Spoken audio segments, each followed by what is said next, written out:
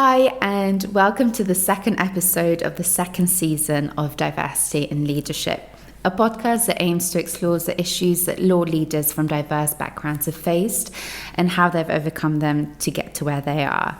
My name is Holte Loco, and in today's episode, I am delighted to be joined by Tamara Box, the managing partner in Europe and Middle East and head of structured finance at international law firm Reed Smith. Tamara is a multi-award-winning securitisation lawyer, and she also sits in the firm's board team. She's also a founder of the 30% Club, one of the initiatives that aims to increase diversity amongst board teams. We spoke about her journey to becoming a leader at a top 20 law firm, the challenges she's faced, and some of the D&I initiatives that she's seen work particularly well. I hope you enjoy it, and if you do, please don't forget to like and share. Thanks. Tamara, thank you so much for joining us in our this episode of Leadership and Diversity. I was just really keen, I guess, to start off with hearing a little bit more about your journey from growing up in Texas to becoming managing partner in Europe and Middle East in a top international law firm. Well, it wasn't quick, that's for sure, because I'm definitely not young. Well, look, I had a perfectly middle-class upbringing in Texas. My parents were fairly young when they had me, and both professionals. I think I might have been an argumentative child, because I really can't remember a time when I wasn't told I should be a lawyer. So I suspect that's what it came from, if I'm honest.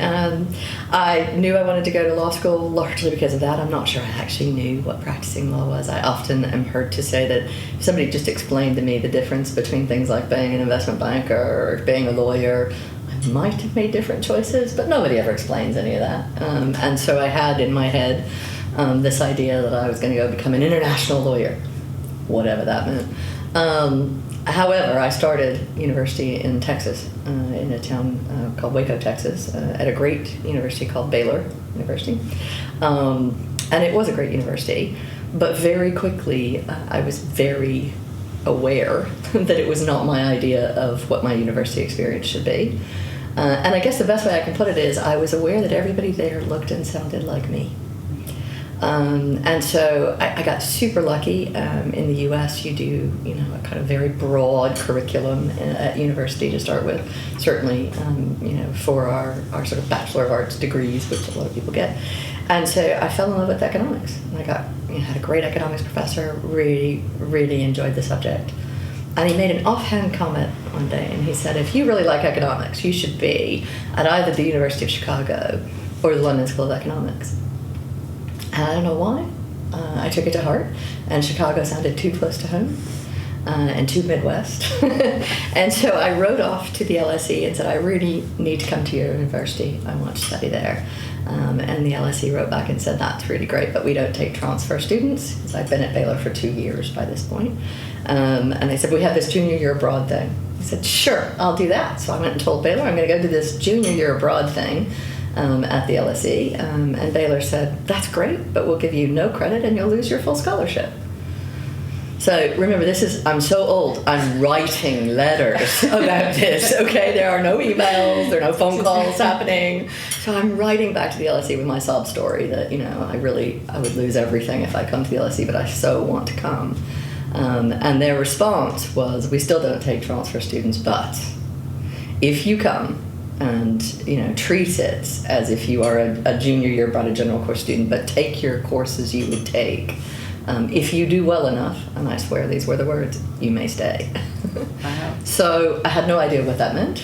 I knew no one in London. I had nowhere to live, but I came anyway, and it was the best thing that ever happened to me. Right away, I got to the LSE where there are 160 countries represented in the student body, and knew that's what I've been missing. All of that difference and all of that diversity and, all those different backgrounds and perspectives, and it was thrilling, every moment of it.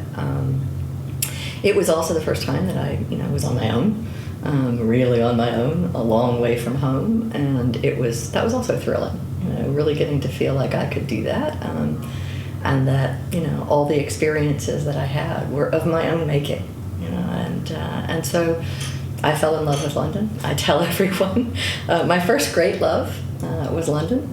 Luckily, a few years later, my second great love had the passport to get me back here. So I went to the LSE and got a monetary economics degree. This is probably what I call my first blonde moment. Nobody really explained to me that because law is an undergraduate degree here, and of course it's a graduate degree in the U.S., and I didn't do law, that there was this thing called the conversion course that you could do, and that you could still end up being a lawyer in the UK. If anyone had actually explained that to me, if I'd had the good sense to ask, I probably would have stayed in London, and I probably would have, gone ahead and done a conversion course and been a lawyer here, to start with. But I didn't know that. So I went back to the U.S. I lucked out. I went to Georgetown, which is very international as well, so I felt very at home in the student body there. Knew I definitely wanted to come back to London, so I only applied to law firms with London offices. I started in New York in a great international law firm, really the international law firm at the time, sadly no longer exists, but was an amazing place to be because everyone there had a very particular perspective. They were there because the firm was known for going into new jurisdictions. It was the first firm in Moscow. It was the first firm in Thailand. It was the first firm in a number of Asian jurisdictions, a number in the Middle East. I mean, it was really just this truly international business, and it suited me very well. So from pretty much the day I got there, I bothered them to send me to London. And finally they said to me, look, there's a recession on. London is pretty dead. We're not sending you to London. But how about Jakarta?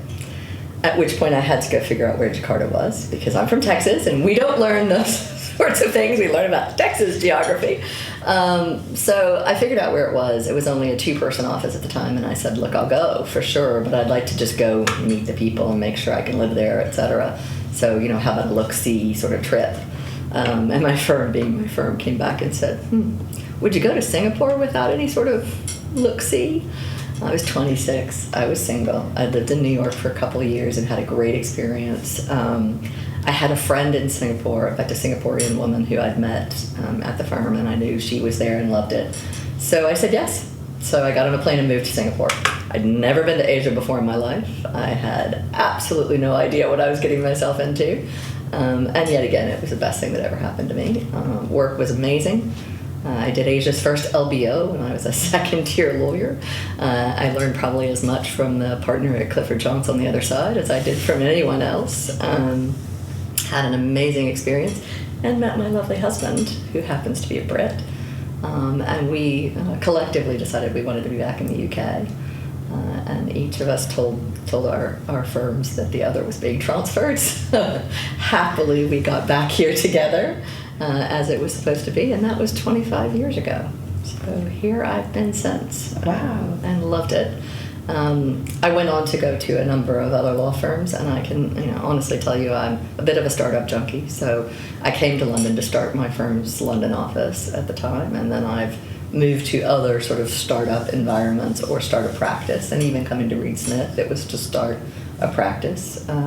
So that is definitely, my orientation is that, try to have an impact, make sure your decisions are getting to really shape what your future looks like. And then also to be in great firms. And I've been really lucky. I've been in a lot of great law firms. I've been a partner in 5 of them. And I've had amazing, experiences, role models, and mentors who have helped me to get where I am today. And, I couldn't be happier with where I am today, frankly, which I reckon is a pretty big success story in and of itself, in our profession, but also, generally. So there you have it. Here I am. Absolutely. I mean, what an amazing story. You've obviously, like you mentioned, been to many firms and many positions. What has driven you? And has there been any sort of fear that you were making the right decision, and have you moved past it? Yeah, of course. Look, I am definitely a bit of a change junkie as well. I'm a believer that, every opportunity gives you a chance to reinvent, gives you a chance to, do something that maybe you weren't, going to get to do. So I like change. That's probably a starting point. Not everyone does, and I acknowledge that. Do I second guess? Probably, but I must admit I counsel everyone, and I say it all the time, and people who know me will know this. No decision's ever irretrievable. You go somewhere you don't like it, you leave.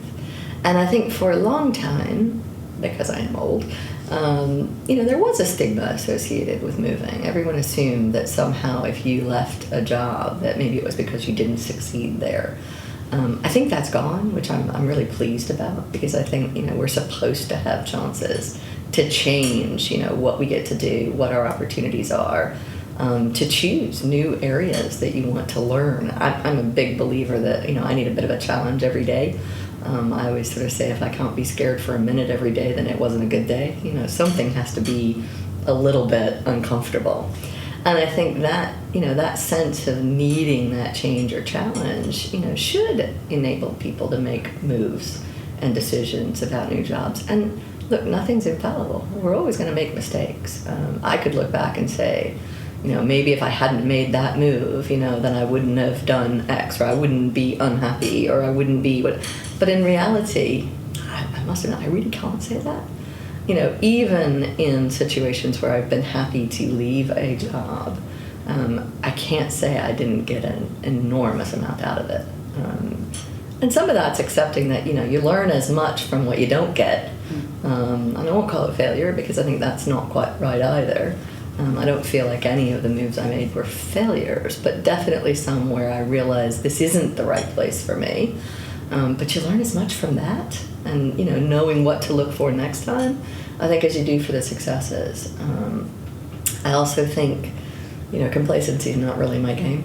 So that sense of needing to always be ready to move, and understanding that what you get out of that change, and frankly out of recognizing what other opportunities there are out there, just feeling like you understand your own market, the environment in which you're trying to hire. I mean, I always talk to recruiters in part because I wanted the information. Sometimes it backfired and I found a new job myself, but most of the time I really was trying to understand, what is the market in which I'm trying to attract talent? What does it look like with my competitors? What kind of talent are they attracting?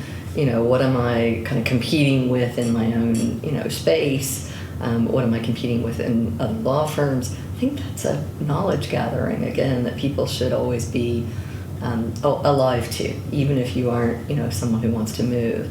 And then finally, I'd say, look, interviewing is a skill set. It needs to be honed, and it needs to be practiced like everything else. And, I think whatever you do in your life, the likelihood that you're never going to have another interview is very low. And I think increasingly low. Luckily, for your generation and the generations coming up, we're likely to have, what are they saying now, 5 careers? I love that. I love everything about that, because we should. We are interesting and easily challenged, very aware people. Surely it's not the case that you're supposed to do the same thing day in, day out for the rest of your life. I mean, there's just too much out there for that to be true. So I think, that was always what drove me. I think it was just that sense that there might be something even cooler around the corner, and that probably I should say yes. And have you always been that kind of person that is happy with change, or have you had to almost train yourself? I suspect I have mostly been that kind of person, but not, it's interesting. My mother was an Air Force brat, as we call it, so she grew up all over the world. She lived in Japan, she lived a number of places in the U.S., and was used to going to different schools and having change. I didn't have that. I moved once, in my childhood, from one city to another. I really didn't have a lot of change in that environment. But I think I appreciated, in some ways, maybe I appreciated the change because of that. I guess I remember showing up at LSE and thinking it was the first time in my life I got to feel different. And I got to feel like I could stand out for something that was different about me. I was the girl from Texas, everybody asked if I knew JR, whatever. But it was different to everyone else there. And I think recognizing, that for the first time, and realizing that sort of opportunity to change myself and have the perspective with which somebody saw me be different was exciting, kind of addictive. Yeah, that's amazing how you kind of leaned into being different. Mm-hmm. Because personally, I've experienced times when I've been a different one, and I've always I've most of the time wanted to shy away from that. Sure. So it's a really interesting kind of mentality, I guess, that you've heard that's clearly paid dividends. Yeah, and I think some of it, look, it comes from the privilege, maybe, of not being different, at those really vulnerable times, when you're a teen or you're growing up or whatever. I didn't have to do a lot to conform because, hey, everyone was like me. So there's a privilege to that, I suspect. Certainly maybe a security in that. But I must admit, it's one I definitely eschew now, because I would be really miserable, I think, in an environment where I didn't get to feel different and I didn't get to experience other people's differences. And, so for me, being around people who have, totally different backgrounds, I'm fascinated by different cultures.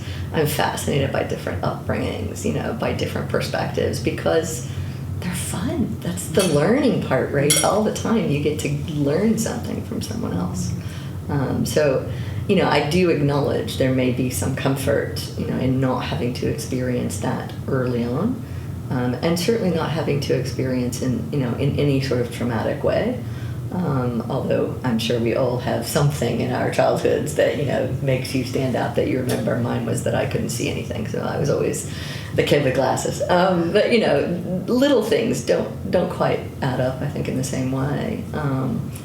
But I do, I think now if I could, go back and think about, okay, how do you give kids advice? It would be, how do we teach them to value this incredible experience of being with others who are different to you and what they add to your life? I mean, the richness of that. What are your thoughts around meritocracy? That it doesn't exist. I think it's a lovely concept. It's a bit like utopia, It's a great idea. Human beings, I mean, there's a million ways you can phrase this, and there's some, scientific research around why we have biases, and that it's, judgments or how we operate quickly. Some of that is to protect ourselves. Some of that is to operate in a world full of, an onslaught of information. But we're biased. I mean, as people, we're biased. We're biased by our, our upbringings. We're biased by our parents' views. We're biased by our education. We are biased. And so the reality is there's no such thing as a meritocracy, because it can't be run in an unbiased way. I understand the concept of merit and the desire to achieve it, but I think unless you understand all your foibles and your biases, you can't even pretend to get there. And I think, it's one of the things that we can all work really hard toward understanding, where's my perspective coming from? Why do I feel that way? And why do I think that's a superior response or answer or view or perspective? And how do I, try to tone that down? You'll never get rid of it. I'm sure you can't. We're, again, somewhere in the back of our minds, we're still going to have that sense of, okay, my way must be the right way. But if you can start to understand how your perspective is skewed by that, and I think more importantly, for me anyway, it's coming to what is a meritocracy for anyway. I must admit I hate this concept of the best person for the job, because I don't really know of any jobs that are done by one person. They're really rarely done by one person. Even if one person has a task, that task feeds into something greater. They're a part of a whole. So I always think, look, the reality is you are looking for the best person for the team. And usually when you're doing that, you really need to focus on what do you not have. And often what you don't have, has nothing to do with words on a page or grades or, performance evaluations, and everything to do with perspective, and, the way someone might approach something.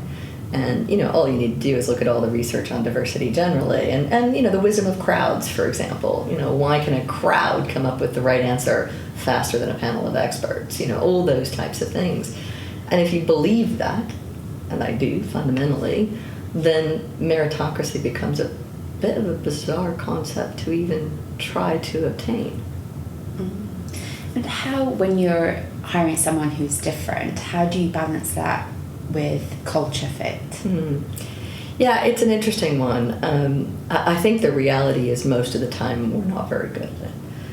the image I often use, and it's certainly true in the legal industry, we've worked really hard to try to expand the sort of, if you think of it as a funnel, the mouth of the funnel, really bring in some huge sense of diversity to who we bring into the business, right? So, socioeconomic background, disability, really thinking differently about neurodiversity, certainly thinking about, some of the more traditional, diversity aspects, whether that's ethnicity, sexual orientation, certainly looking at gender balance, all those things. So we've tried, I think, really hard to expand that. The problem is we focus on the mouth of the funnel, and we've forgotten the part where we actually still expect people to come out exactly the same to get to wherever they're going. So the funnel still has that same little narrow, entrance. And that's, I think, what we do in a lot of places. We look at these differences and try very hard to assimilate them. And so then it becomes all about fitting in, right? Rather than standing out, and rather than bringing the difference into the business and valuing it. And, to me, that's the mistake every time. But it's a mistake we continue to make. So, I will say I think it is the biggest challenge that we have. It's not to, hire diversity of everything, thought, etc., into our businesses. It's how to value them once they're here, and how to value, what you get out of that diversity, and not force yourself into this view of meritocracy. Because if your idea of what is merit is exactly the same over and over and over again, then almost by definition, everything you've done to diversify will fail. And how do we unblock that funnel? Talk about it. Talk about it and accept, some of the things we've just talked about, frankly, that, we know that it has been traditionally certain types of people with certain backgrounds, with certain behaviors, with certain experiences who win, whether it's in the legal industry or elsewhere. And I think as we start to see other types of winners, then the role modeling that engenders is huge. If you can look around and say, actually, there are all kinds of success in, my firm or in my industry, then it makes a difference. I think, seeing change come from our clients, for example. I'm fascinated, I hear occasionally that, we have huge success with some of our women's initiatives, because so many of our clients, GCs, are female. And I get men, in the business and then elsewhere saying, we've got to do more because, a lot of my clients are now female and I need to make sure we have, enough gender balance when we go to pitches, etc. Well, good. But I wonder how that happened, and often how that happened is those same women, either didn't feel welcome in, private practice, in law firms, or chose never to even bother, to try because they could see it.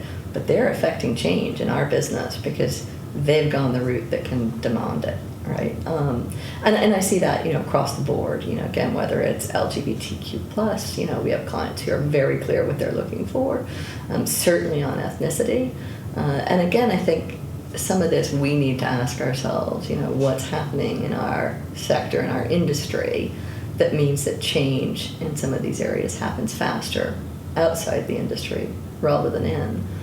But luckily, because it's happening outside the industry, they're helping us. They're helping us to challenge ourselves to make more change in the industry.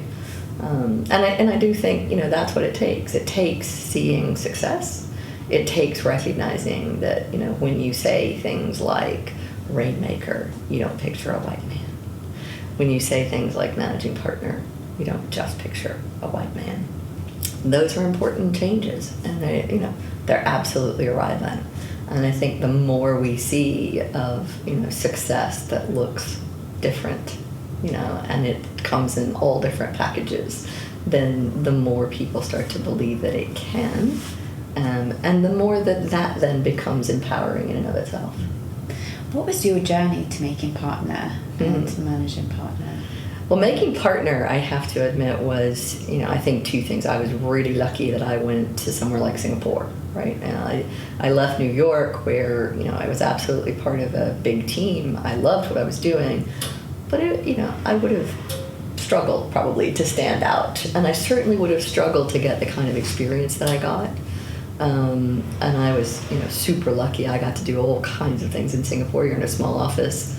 You're kind of pulled into lots of different types of work. So I got this exposure. I got to figure out what I like to do. I got a chance to go do something, totally different when I joined the firm that I joined out there. It was Oric. At the time, I was doing more direct investment fund work, some debt capital markets, and they pulled me into securitization and structured finance because that was their thing. And they were willing to take a chance on someone and train them up, as it were. That wouldn't have happened if I'd been joining them in New York. There were too many opportunities for them to hire people with the right experience. But in Singapore, I got to be a little bit different. I got to stand out. I got to do something because they needed something. And so I think because of that, by the time I was ready to come back to London, they took a chance on me to let me come to London and set up an office. And then, making partner because they also took, they took great care of me. I had great mentors who put me into great clients. I did some of the, the first big sort of CDOs in this market, not something one wants to shout about now, but it was fun at the time. All that really because they took chances on me. And so my partnership was, because of the people that, really believed in me and gave me those opportunities. And I think, from there, it then became, doing the same for others. And I think the reality is I still have people in my team now that were working with me way back then. So, it's quite amazing when you look around and think, I think about the people that were super important to me and to the opportunities I got. And I'm really determined to get to do that for someone else. And I think because of that, honestly, that probably has led to things like, coming into a management role in a law firm because I cared enough and wanted to be part of seeing how others get to succeed. I think that's a lot of it. But also, frankly, I like change. So, new opportunities, new challenges. What can I do differently? How can I do something that is, going to have a different kind of impact than perhaps what I did yesterday, mattered too. And luckily, I've been in environments where they've said yes. When I've asked, can I do X? Can I do Y? What if we, and so I think that's been a lot of the reason that I've chosen the firms I've chosen. It's been a lot of the reasons I've stayed in the firms I've stayed in. So. And what are the challenges that you've faced along the way, and have you overcome them? Yeah, I mean, again, I look at that and think, challenges, it's only with hindsight in a lot of times, cases that you see some of those challenges. I certainly can look back and think, some of my relationship building with clients, definitely harder. Most of the investment banking environment were male. I wasn't a natural sort of, go hang out and drink beer, go to the pub type person. That wasn't my style of, client engagement. Would have been easier for me if it were. It just wasn't. And I couldn't really undo that. It just wasn't who I was. I feel like I compensated in a lot of ways. I found and sought out some of the women investment bankers, and it's really what sort of set me down a path of trying to find ways to start women's networks so that we could indeed have client events and do things that were more to my style, if you will, and to what I found other women were asking for. But that's not exclusive. I mean, I play golf, so golf events were great. I wasn't anti some of the things that were happening naturally. It's just that they weren't the only way to go about doing things. So I think some of those things were challenges, but they were also opportunities, right? And I suppose that's probably where I mostly come out, that every challenge is an opportunity. Even when I think about when I did feel like I wanted more of a seat at the table in a management environment and it wasn't necessarily forthcoming, that challenge was the opportunity to find a place where it was. And so that drove me to think about, okay, what next? What kind of firm would I seek out? what would make a difference, to that runway and that opportunity to really have more influence, to be part of a strategy, and a plan. So I think those are challenges for sure. I won't pretend they weren't, and I think there's no question that I have certainly felt every day of my legal career I have definitely been a woman, and that has not always been the easiest place, but sometimes it's been the easier place. It depends on who's doing the looking at the time, and how that works. I've had role models and mentors who were female, and I've had role models and mentors who were male, but where my gender and the way that I operated and my style still fit and suited, how we work together. So I can't say it was always a disadvantage to be a woman, because I think that's wrong. But I can't say I ever forgot that I was a woman. And what do you think makes a great leader? Well, I think, look, it'll be different for every organization and probably for every moment in time, if I'm honest. But I'm pretty sure it will always involve empathy, listening, and caring, a lot, and probably more than just about yourself. I think, leadership really is about, not about making people follow you. It's about, getting people to want to follow something. And that, in my experience at least, is not usually the personal, but the vision for what it is you're trying to get to. And that can be, the vision you have that's as grand as for a big law firm on a global scale, or it can be the vision you have that's, much smaller, about the kind of practice, the kind of people you want to work with, or how you engage with clients, or what kinds of things you want to do day in, day out. But, all of that is leadership. And I think it's why it's so important to realize that, we don't just have leaders with big titles. We have leaders in every walk of life doing, important things every day. And if you think you can wait until you're, old and gray and have some important title to then think about leadership, it's a big mistake. Because to somebody, everybody is a leader at some point in time, right? And, that's partly role model, partly because you are doing something that somebody else doesn't know how to do and is learning from you. Or it's because you're showing the way, sometimes really in how to run a practice, how to do something, how to do a job. And the more you realize that that's leadership, and you listen and you learn from the people around you, the better you're going to be when you do have the big title, and people expect something from you in the way of leadership. And have you decided which direction to take the firm in the past, and how do you think is the best way that you've communicated to the rest of the firm to follow that vision? Well, I think, I think in Reed Smith we're really lucky. I'm a big believer that, 2 heads are better than 1 and 3 heads are probably better than 2, and, keep going, right? Because I'm not saying that, you can't have too many cooks in the kitchen. I get that you can. We have a senior management team that is made up of 7 people. And while we have, matrix roles, we really come together to make big decisions on a global basis for the law firm. And that team is really diverse. We're really different in lots of different ways: personality types, backgrounds, ethnicity, gender. And those differences help us, to make decisions. They also help us to communicate, because we all have different perspectives on how we should communicate. But I think the biggest thing is, there's this tremendous respect, but tremendous respect for our different perspectives, and confidence about being able to articulate differences of opinion, differences of perspective, to have dissent, but ultimately to come together to agree.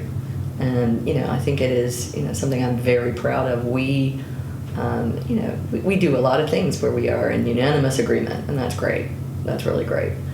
We do a lot of things where we're not, and you won't know the difference. And that's really important, right? And I think when you can do that, then that is actually leadership, because you're respecting all those differences of opinion that came together to build a consensus, And even if you don't, as an individual, agree 100% with that decision, if you agree with the process and how you got there, and you know it was done with respect and, you know, plenty of room for dissent and differences of opinion, and you still end up with a majority view, if you will, that's okay. That's okay. And that's how, you know, I think that's how leadership should happen. It's also how we get the best. You know, I'm not going to know everything there is to know about how to make a decision, you know, whether it's what practices we have, what industries we focus on, how we go into new jurisdictions. You know, there's no one of us that's going to have all the answers, and each of us is going to bring something different to the table. And some of us are going to have more information in, you know, one area than others, more experience, for example, to bring to bear. And, you know, knowing how to weight that matters too. I think, you know, there will be times when I think, okay, I have a view, but my view is not as informed, you know, as my colleagues. So I'm going to step back, and, you know, my view may be different, but because it's not as informed, I'm totally prepared to go with their view, you know. And that's how we make decisions. And, you know, ultimately how we communicate them is in as transparent a way as possible. And again, I'm a big believer in that. I think it's one of the things I like the most about this law firm. It prides itself on transparency. And I think we really do. We try to say, look, we're not perfect. You know, we're a work in progress in lots of ways. And we're certainly not trying to hide that. And the more we're open about everything, the more we get help from this incredibly diverse, you know, 3,500 people we have about how to be better. And what are the initiatives that you think have worked particularly well that you've adopted at Reed Smith? Yeah, and it's interesting. I think about that a lot, because I don't know that we've adopted, you know, anything that differently, you know, to other firms out there. I mean, we have, you know, what we call inclusion, business inclusion groups, affinity groups, if you will, for lots of different kinds of diversity and in views. And we really try to encourage people, you know, to feel that they can truly be themselves at work, and, you know, find people who they feel comfortable communicating with, etc. But I think the thing that's different, and, you know, who knows if I'm right or not, is we have a culture of kind of both entrepreneurialism, so this idea that everybody's idea might be the next big thing, right? That sort of sense of, hey, you know, that could be the next thing that we do that takes us to a next level. So that sense of, you know, anybody can have a good idea, that's there.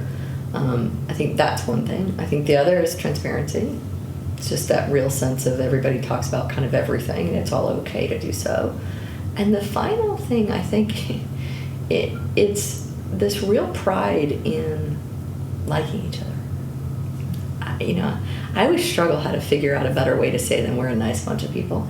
But it is truly the nicest bunch of people I've ever worked with. And I mean that in a collective, in the sense that I think everyone tends to pride themselves on the idea that we like working together. And that's a reality. And so, you know, it kind of becomes this self-fulfilling prophecy. I always talk about, you know, the way I prove that is every time we finally had a partner retreat recently. And I've been to several of our partner retreats, of course, over my 10 years with the firm. And early on, it struck me as fascinating that we had our clients there. Okay, so there's no navel-gazing and kind of, you know, beating yourself up or bigging yourself up in, you know, weird ways that people do and these things sometimes, because we have clients there. The second thing is the weirdest collections of people have taken side trips or are taking side trips from these retreats, right?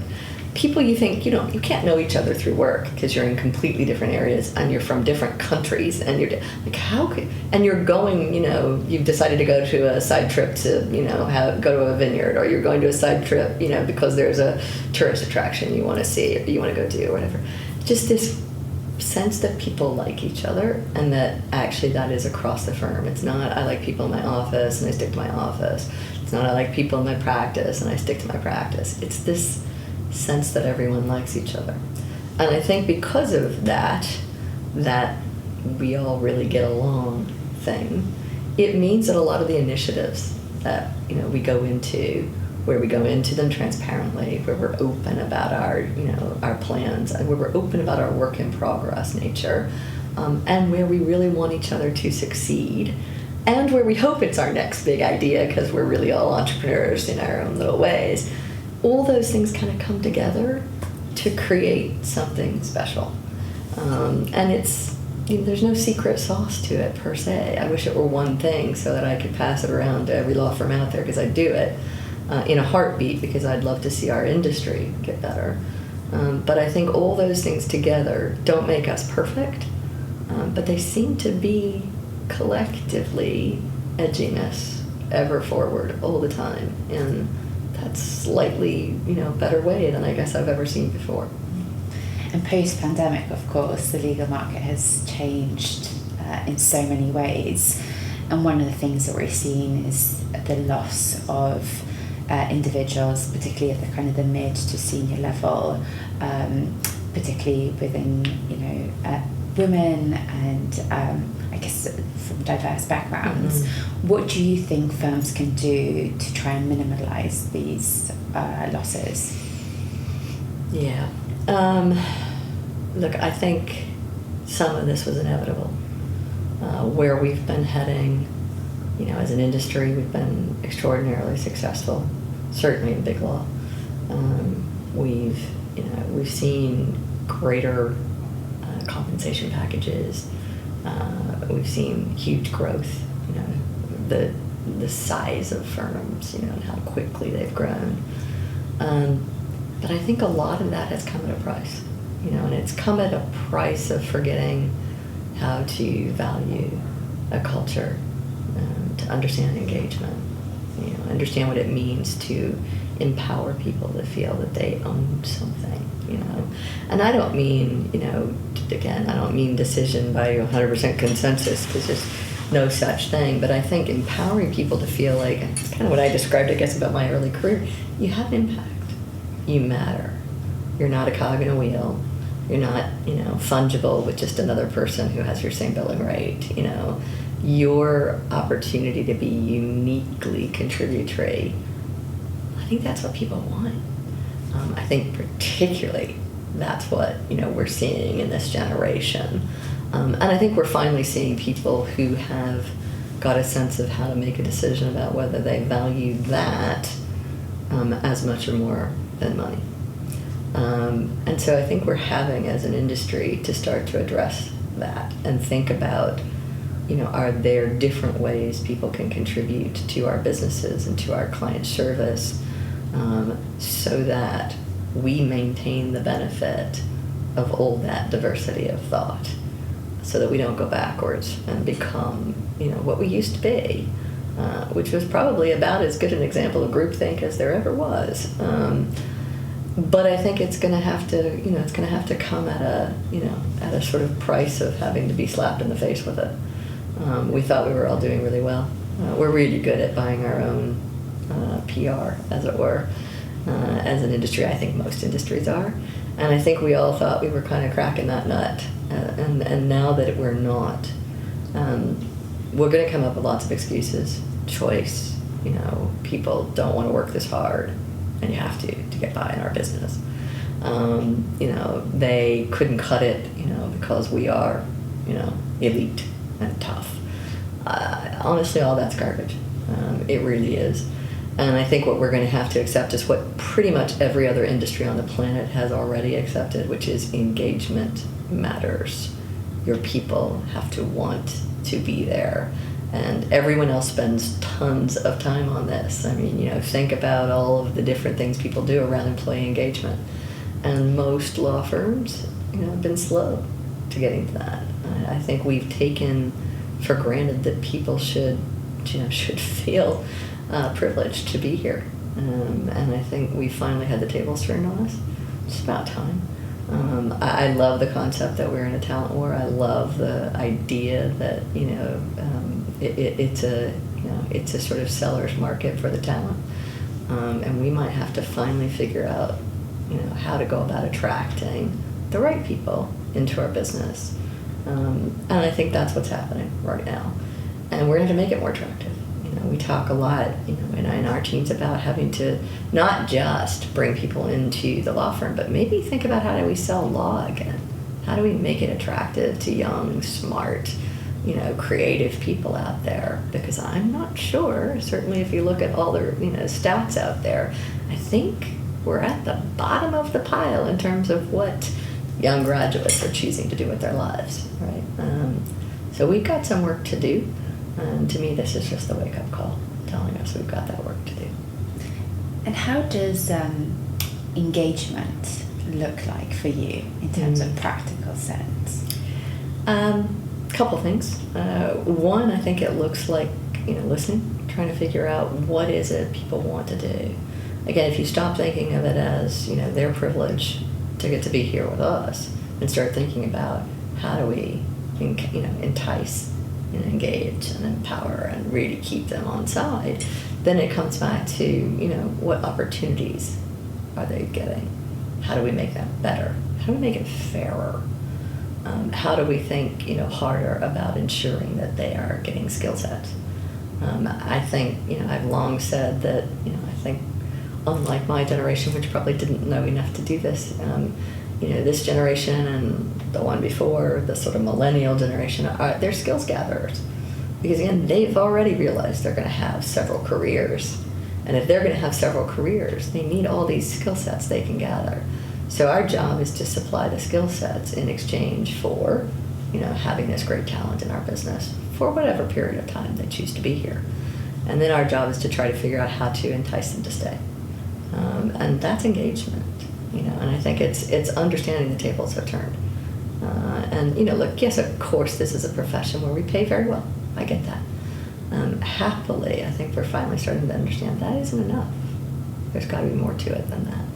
And if we only do that, we're going to get a certain type of people. And we're back in that same dilemma. It's the same type of people, right? And while some of them are fine and will be fine, that can't be all we have. Or we're back in the problem of having groupthink and no diversity and no creativity and no innovation and no ability to withstand, I think, the onslaught of change that is coming our way from every direction. What do you think then in the next kind of 5 years law firm need to do in order to make these changes, long-lasting changes? There are a few things, actually. One is, cultivate a culture of change. And that means accepting, that not everything will work, right? And we're not good at that. We really aren't good at that. We don't really have tolerance for failure. Almost, again, every other industry will tell you, failure is success by another name, right? It's what you learned. So you now know the next time you're going to be even better because you've figured out what not to do. I think we've got to cultivate this culture of, make some investments, whether that's technology, people, practice areas, clients, how we deliver what our clients are asking us for, and what they actually are asking us for, how to listen better, all those things. I think that is, those are the kinds of investments we need to make, and we need to make those investments with some, full recognition that not everything will play out, and that we're doing this for a slightly longer term view. I think all of us want our businesses to be here. Again, I look at it and think, I don't have any grand, personal legacy or whatever it is that sometimes I think people think they're motivated by. I do have a sense, however, that there are amazing young people, in our business that I do have the privilege of interacting with every day, and I want this business and our industry to be fit for purpose for them, for the future. And that's the exciting part. And I think if you kind of start to think about that, then some of those changes become pretty obvious. It becomes obvious that we probably need to spend more time with our people thinking about how do we deliver on their career goals. How do we deliver on competencies that they can and should expect to get from working with us? How do we deliver on their ability to be client service oriented? That's not a learn by osmosis thing. that's a really think hard about, and think about how do you train people? How do you really bring them into a service mentality? And then, how do you train them into what our clients actually want from us? Well, probably spend some time with clients, right? So, there's some obvious things we can do there. But, some of those things will be at odds with maximize every billable hour. And we've got some learning to do around that, in my view. You've mentioned listening as a key factor. Some partners think that they are listening, but not necessarily truly listening. How can they listen better? I think they could start by trying to just simply ask for feedback. I mean, it's fascinating to me that we've spent, as again an industry, loads of time. We've all built apps so that we can give feedback to the associates because they want feedback. We tell ourselves that all the time, that that's a big thing. They all want feedback, and they do. Let's be clear. But we should too, right? And so, we should want to understand what worked well, what didn't. I think I'm fascinated, frankly, by what we are doing to incorporate neurodiversity into our businesses, because it requires listening. And it actually requires us to say, how do you need to be given instructions and involved in matters? How can we make sure that this is, working for you? We've accepted that, in order to bring that neurodiversity that we know we want in the business, we have to listen. Well, I think we need to do that everywhere. It's not just there. And so, it's truly thinking about this as feedback to get better. And if all of us accepted that we can get better, then we would constantly be looking for that feedback, and it would become natural. We would understand better why our associates and our staff are asking for feedback, because we would be asking for it too. That's amazing. Well, on that note, thank you so much for giving up your time and being such an incredible advocate. I'm sure you've inspired countless of people, and I'm sure you will continue to do so. So thank you very much. Well, thank you, and thank you for the great questions.